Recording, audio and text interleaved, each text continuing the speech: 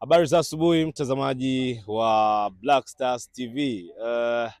Tena kwa mara ya pili uwanja wa Gymkhana, siku yetu ya pili ya maandalizi kuelekea mchezo unaofuata, mchezo wa ligi kuu ya NBC dhidi ya JKT Tanzania, wenyeji wa mchezo huu ambao unatarajiwa kuchezwa siku ya Jumamosi. Lakini pia nitumie fursa hii kuwakaribisha ndugu waandishi wa habari kuelekea Media Day siku hii ya Singida Black Stars hapa baada ya mazoezi, ambapo tunatarajia kuanza Media Day yetu majira ya saa 4 na dakika 10 hapa uwanjani. Hivyo nina nafasi kwa waandishi wa habari wote, mnakaribishwa kwa ajili ya mahojiano na mchezaji mtakaye, lakini pia benchi la ufundi. Kikosi kama nilivyotoka kutangaza hapo awali kipo tayari kuelekea mchezo huu ambao imesalia siku moja ya maandalizi kabla ya mchezo husika, na taarifa rasmi ni kwamba hapa ndo tunaanza sasa maandalizi yetu kwa siku nyingine kabla ya siku ya kesho kuendelea na maandalizi ya mwisho ya mchezo huu ambao